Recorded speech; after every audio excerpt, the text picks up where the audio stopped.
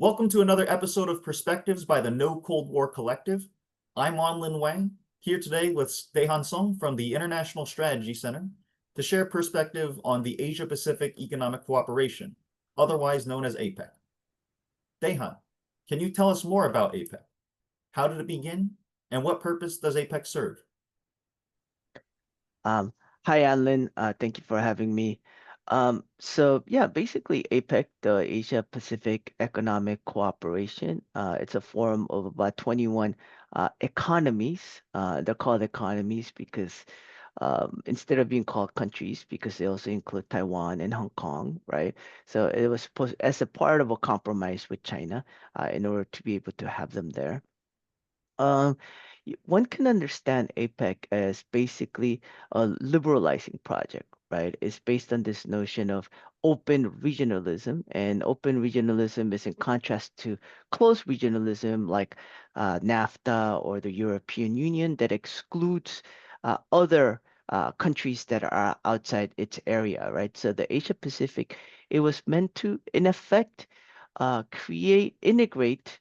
Um, create regional value chains and ultimately global value chains that would direct their production to the rest of the world, right? So this is at the heart of APEC is a notion of economic cooperation being centered around multinational corporations and how to attract them uh, to basically invest in your country, right? So in that regard, APEC is ultimately dominated by the interests of multinational corporations. And of course, if you're dominated by multinational corporations, it's also going to be dominated by the United States and the global north that own a lot of these and that manage, own, and dominate these global value chains that are sprawled all over the world. Thank you for that. South Korea is hosting this year's annual APEC meeting. Can you tell us what's so significant about 2025 APEC Summit and why we should be paying attention? Sure. So basically right now, like tariffs, Trump's tariff war is having a massive impact all across the world, right? They're one of our presenters at the conference that we're going to be having, the International People's Conference against APEC 2025 and against Trump. He is an economist in the UK. His name is Raphael Kaplinsky, and he mentions that basically we're experiencing the end of deep globalization, right? And in many regards, Trump's tariff wars are a, a very nationalist protectionism, right? A desire to bring back industry to the United States, whatnot. And of course, doing it all at the cost of everybody else around the world that has been exploited and where so much value has been extracted from the rest of the world. Now the United States wants to bring it all back as well and like take even more, right? Extort even more extort uh, more investments from other companies, like all these different things, right? And the APEC reaction is basically like we want to return to the old, right? So in many regards, um, the the APEC, they're not like confronting Trump, right? But they're basically sycophants, right? That are gonna try to somehow figure out or negotiate with Trump to return to the previous so-called rules-based order, right? But of course, like for us progressives and leftists in Korea and around the world, we don't simply want to return to the old, right? Because it was the global value chains, it was multinational corporations that were let loose upon the earth that have led us to climate change, right? That have led to massive environmental destruction, growing inequality globally and within countries, right? So in that regard, movements here in Korea and around the world are mounting a people summit, right? And trying to bring up like alternatives to this capitalist globalization, right? This corporate globalization, and trying to expand the notion of economic cooperation to include everybody, right? Everybody that makes an economy and everybody that is impacted by the economy. Thank you again. Um, can you say a little bit more, though, about these efforts and what's being done to inform the Korean public about APEC? Sure. Um, the APEC summit takes place from October 31st to November 1st.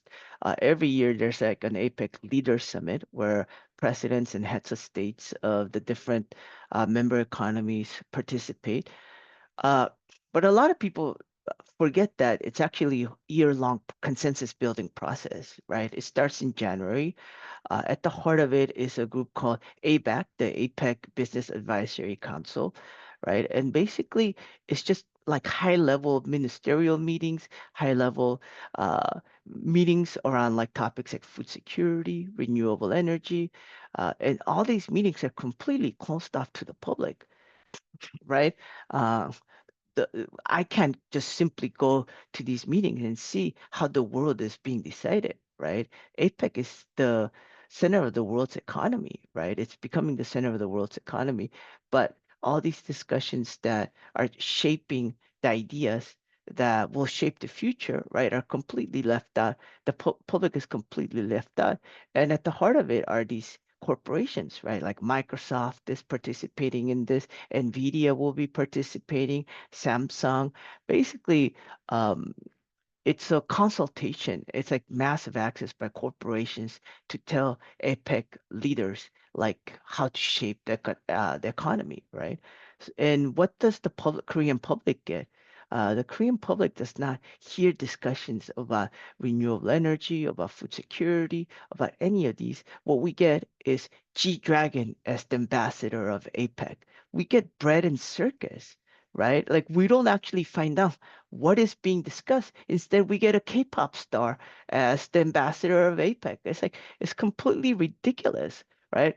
Uh, so because of that, like um, the international people's action against response against Trump and against APEC, we are having a conference to tell people to have our own, exchange of ideas with people coming from around the world on October 30th. That basically discusses, what is the political conjuncture that we're at now, right? And what are the alternatives? How can we build our movements? And of course, here involved are unions, like farmers' movements, like women's groups, peace groups, different people, different experiments seeking alternatives to capitalism. Best of And luck. sorry, and just to add, and of course, there's our People Summit, and there's also going to be a rally, and there's going to be uh, a march happening on November 1st. All of these to to tell people to tell the world that uh, to try to break through the shiny veneer of APEC that is basically says nothing, right? And show that people have people should be involved in so-called economic cooperation. It's well said, and best of luck to the summit and the rally. But you're also part of the International Strategy Center based in South Korea. Can you tell us a little bit more about ISC and your work? Sure. Thank you for asking. So the International Strategy Center, what we do is we build bridges, right? We build bridges between social movements here in South Korea, with those all around the world.